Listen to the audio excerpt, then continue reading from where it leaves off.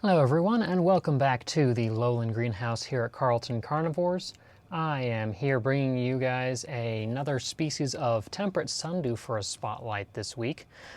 This is a species that is one of the easiest to grow in my experience and quite variable as well, and not only temperate but also has quite a widespread tropical distribution as well, and that is Drosera intermedia. Yes, enjoy the funky pot that this form is grown in. I take great pride in how weird it looks. This is commonly referred to as sometimes the water sundew or oblong leaf sundew. These guys are found in most of Europe. They are found in eastern Canada and the eastern half of the US, give or take, as well as there are populations in Cuba, the island of Hispaniola, and many places in northern South America. So it's kind of almost a half and half temperate and tropical species. So there are plants that are suitable for growing for pretty much anyone's conditions. The form that I'm growing here in this pot comes from Massachusetts. It is your standard version of this species. Plants average in this species rosettes of roughly around 2, maybe 2.5 inches across.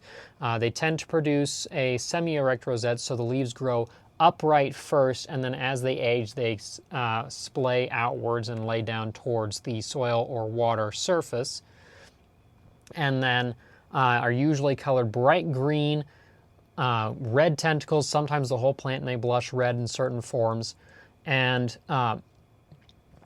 again, they tend to stay roughly that size, rosettes kind of growing on the ground, but there is a lot of variation in this as well.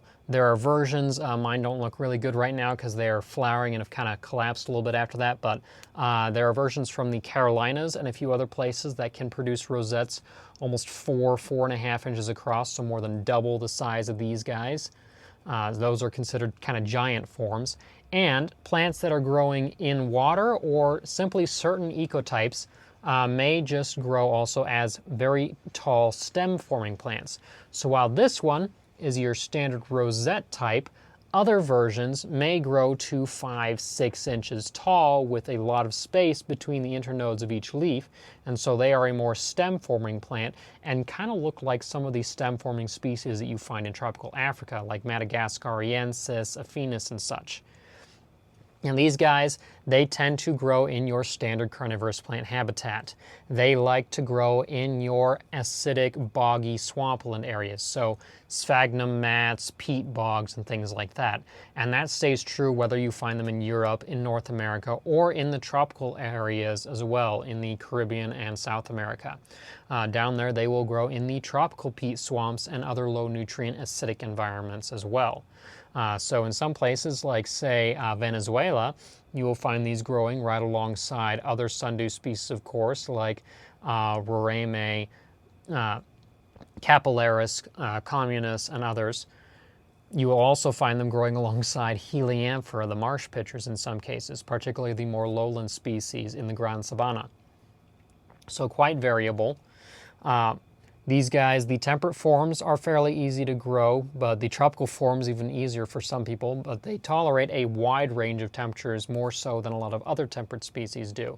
Like species like Anglica and rotundifolia, they tend to not like it when the temperatures get really hot during summer, so when it's regularly exceeding 85, 90, 95 degrees Fahrenheit, those guys oftentimes collapse. Intermedia doesn't really seem to care. I can grow it underneath the hottest lights in my greenhouse up on the top shelves where a couple of these forms grow, and they don't care. Temperatures reaching 95, 100 degrees Fahrenheit, even for fairly extended periods of time. Even the more northern temperate versions will usually tolerate that. Now, of course, the temperate versions, in winter, they die back to a dense cluster of small leaves in their hibernacula. Those are protected a little bit by small hairs and stipules around to kind of prevent freezing. And when in that state also, the roots tend to die off, so plants that are dormant may get knocked around by wind and water and ice and such, and that helps them redistribute within their environment. And as they grow, they often tend to divide and bud as well, so you get little tiny side hibernacula that develop, and those may split, and that helps the plant propagate as well. The tropical forms, of course, they do not produce hibernacula. Now, I do have a couple of tropical forms. Not all of them are looking great. I do have a couple here that are starting to regrow. This comes from Luepa, Bolivar, Venezuela. I have this form. I also have the Roraima State, Brazil form as my tropical plants currently. They tend to, when they're full grown and mature and they're happy, these guys can get to over 3 inches across, so they are some of the larger forms. The Roraima State form tends to be smaller for me. Many people are also familiar with the Cuba form, which is one of the smallest versions of this species that tends to only get around 1.5 inches, 2 inches across. So these tend to grow year-round. If you subject them to shortening day lengths or colder temperatures, they won't react. They will stay as they are. They keep ever growing. They're tropical evergreen plants. They have lost their ability to produce hibernacula. So they grow all year round. And that makes it perhaps easier for a lot of people, but it also means that they tend to have a slightly shorter lifespan, whereas the temperate forms, a healthy plant may last for maybe almost a decade or more. These guys, I find, tend to last for 1 to maybe 3 years before they start going downhill, and then they rely on seeds to reproduce and keep the colony going. Now, if they're in a more standard like highland Tepui type environment or the slightly cooler Gran Sabana environment, perhaps they live a little longer, something to potentially experiment with. But either way, both forms kind of fit for different people's growth habits. If you have a temperate environment, you can grow some of the temperate forms outside and leave them year-round. So with Sarracenia and such, if you're growing those, you can have them outdoors year-round. If you want to have something that is evergreen, you don't have to worry about dormancies and such, you can pick up one of the tropical forms. Now again, these guys, like most or all sundews, are flowering plants. So the tropical ones will simply flower whenever they're happy all year round. The temperate forms tend to produce flower stalks starting a few weeks after they wake up during spring, and they will kind of intermittently produce flower stalks kind of throughout the summer, although it'll cluster in spring. Those flower stalks tend to grow to about anywhere between 4 and 8 inches tall.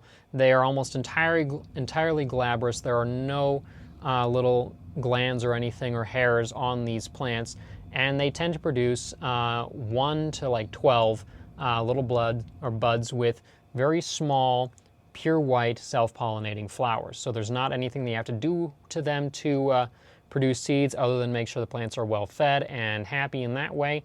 That will give you the best seed set, but they will self-pollinate and then produce seeds. They are tiny little black seeds. There's usually about 30 to 40 of them in each pod. And tropical species, of course, take those seeds, sow them on the soil, and that's all they need. They'll sprout in a couple of weeks usually. This varies a little bit. And then temperate forms, they require usually 4 to 8 weeks of cold stratification. So in a moist environment in a cold area for that period of time before they will sprout. Now, in cultivation, of course, all you really need to grow them is a suitable carnivorous plant soil, your standard 1-to-1 peat to perlite or sand mix, or even milled sphagnum moss. They will tolerate as long as it stays nice and moist. Again, one of the common names for these guys is sometimes water sundew, because not only will they grow in wet, peaty areas, they will often grow in places where they may be submerged for a period of time, or they will grow on floating mats of vegetation as well, only partly submerged in the water and growing out of that. That environment is one of the things that will trigger the more stem-forming growth in some plants as well. So you can grow these guys, just keep the soil moist, or you can do as much as grow them in an undrained pot and flood the entire thing for a few weeks, and they will not care. They may start growing more lanky stem-like growth in some cases, or if you have a form that is a lot more obligately rosette set, they may just stay as that, and you may see them trying to grow with just the tips of the leaves out of the water when they're flooded. Now, there are, again, other forms that you can also grow if you like a little bit of variety. You have the different temperate forms. I have the Carolina form. I have the Massachusetts form. I've been trying to get a form going from Poland. But you can also, in some cases, there are crosses between the temperate and tropical forms. This is one that I created. They're just starting to come back into full size after repotting and flowering. This is a cross between the Carolina Giant and the Roraima State form. It took on the traits of the giant form. These guys, when they're in full growth, can be almost 5 inches across. It's one of the biggest versions of this species that I have grown.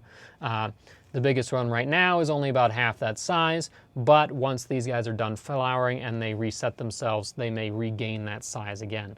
So this form, it will go dormant occasionally, especially when temperatures really drop or photoperiod really shortens, and then you have to stick it in the fridge. But I've also found sometimes it will go 1 to 3 years without going dormant. So you can have it almost evergreen for a fair bit of time before putting it through a dormancy period for a little while. So it kind of has the traits of both parent types. There is also, and this one is a little funky for a few different reasons, the anthocyanin free form. This is a plant that comes from North America, and this is a plant, it has none of that anthocyanin, none of that red pigment. So the entire plant is just a glowing, bright green coloration. The leaves, the flower stalks, everything pure green. And a decent size too, as you can see, once they get up to size, this guy's about 3 inches across, so not a small plant once they're happy. I have found that this form, while the plants themselves are fairly easy to grow, they may not tolerate as much light. Again, all the other forms, full sun, or as close to it as you can get. That is what they're happiest with. These guys will tolerate a little bit lower light because, again, they don't have that anthocyanin acting as a sunscreen, so they can burn a little more easily in full sun, but also they have only the chlorophyll, and they have lots of chlorophyll all exposed, so they can tolerate a little bit lower light. But if you get these guys from seeds, this is a temperate form. They will go dormant, and you have to respect that. They need 2 to 3 months minimum of dormancy when they go dormant during the winter or whenever they decide to go dormant. If you're growing them indoors during a constant photo period, they may just go dormant randomly throughout the year. I do recommend, if you grow indoors with these guys, try and simulate a changing of light cycle for the seasons so that you trigger them to go dormant at the right time. Sometimes they will just try to keep growing and just kind of exhaust themselves, which is no good. But if you get these guys from a seed form, they require cold stratification, just like the other temperate forms do. And the seeds for these guys seem to kind of have a bit of a delayed germination. While the other forms, once you stratify and you sow them on the soil, they usually start to sprout within 2 to 3 weeks. I have sometimes found that these guys will take up to 3-4 months before they start sprouting. I don't know why, but it just seems to be a thing for them. When I've recolonized the pots from new seeds, they take forever to sprout for some reason. So that is something to keep in mind if you get a hold of this form. But again, several different variations of this species, widespread plants with all sorts of different variations for people to grow if you're interested in that. Different sizes, different growth habits, rosettes and stems, different colorations, of course tropical and temperate, so something for everyone.